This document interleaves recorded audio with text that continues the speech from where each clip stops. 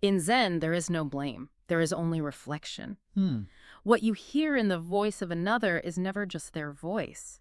It is a sound echoing through your own emptiness, revealing what has not yet been seen. That's quite a profound starting point. It really is, and it gets you thinking, doesn't it? This idea that what we perceive when someone else speaks, it might actually be more about us. Exactly. Our own inner landscape, our, hidden desires, maybe even fears we haven't looked at. Which is what we're diving into today. We're looking at this through a really interesting Zen perspective, drawing from a piece called The Mirror Speaks First, a Zen reflection. And we found some, well, frankly, surprising links to Vadim Zeland's reality transurfing. Yeah, who knew, right? Two different worlds, but they seem to touch on the same core idea about how we interpret things. Precisely.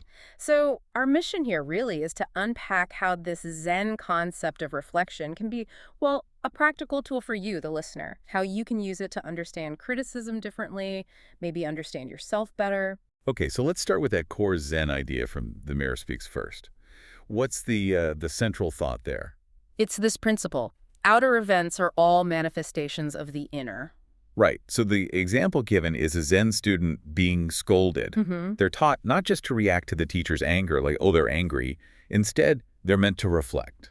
On why that anger appeared to them right then. Exactly. Why did it manifest in their reality at that specific moment? It shifts the focus completely inward. It really does flip the script, doesn't it? Usually we're focused on what the words mean, what the other person intends. But here, the emphasis is on how you receive those words. That reception, that's the key in Zen practice. And the piece even suggests seeing everyday conversations as little, Coens. yeah, like Coentins, little riddles for self-discovery. I like that framing. So let's make it concrete. The source gives examples, right? This idea of inversion. Right. So someone says, that's impossible. Okay. A typical dismissal. But through the Zen lens, maybe that dismissal actually reflects your own hidden, perhaps unacknowledged desire to actually try it. Ah, so their negativity mirrors a hidden part of your own ambition, or maybe fear of that ambition. Could be. The strength of their impossible resonates with something inside you. Or, another one, you're always irresponsible. Ouch. That one can definitely sting. For sure.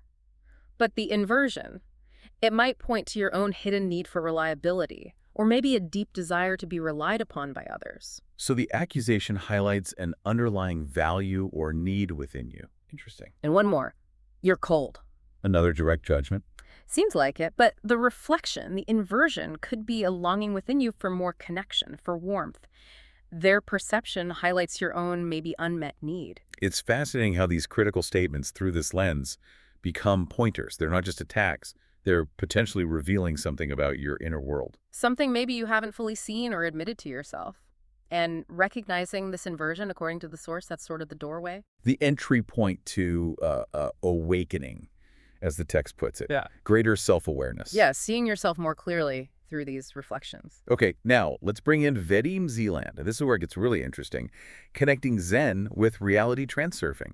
How do they link up? Well, Zeland's core idea, put simply, is that our reality isn't just fixed and external. It's more like it resonates with our inner state. Right. So Zen says outer events mirror inner states. And Zeland says your current state, your thoughts, your feelings, determines the version of reality, the sort of life track you experience. So both are saying the external is deeply connected to the internal. It's not just happening to us passively. Exactly. And the source we read mentioned the Zen idea of words reflecting our inner script. How does that relate to Zeland's concept of pendulums? Okay, so Zeland's pendulums. Think of them as these big collective thought forms or energy structures, like the energy around political debates or fashion trends or even shared anxieties. Got it. Collective thought energy. Right. And they sway people, pull them in.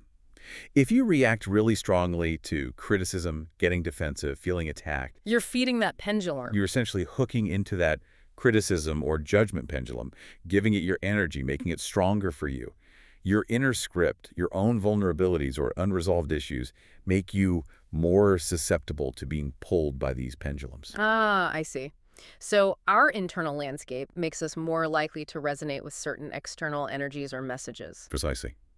Which leads to another key link. Letting go of importance. Both philosophies seem to emphasize this. How so? In Zen, it's about non-attachment, right? Yes, releasing attachments to outcomes, to opinions, to fixed ideas about yourself or others, holding on to things too tightly, giving them too much mental weight or importance, creates suffering. And Zeland.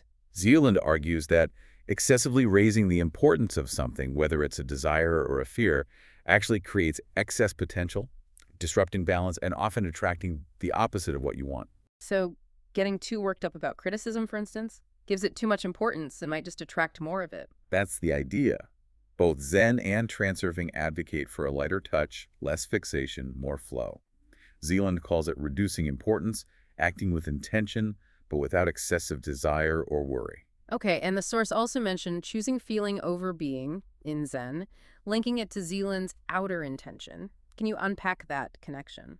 Well, choosing feeling over being, as interpreted here, seems to mean trusting your intuitive sense, that gut feeling, rather than getting stuck in rigid ideas about who I am or how things should be. Like trusting the inner compass. Sort of.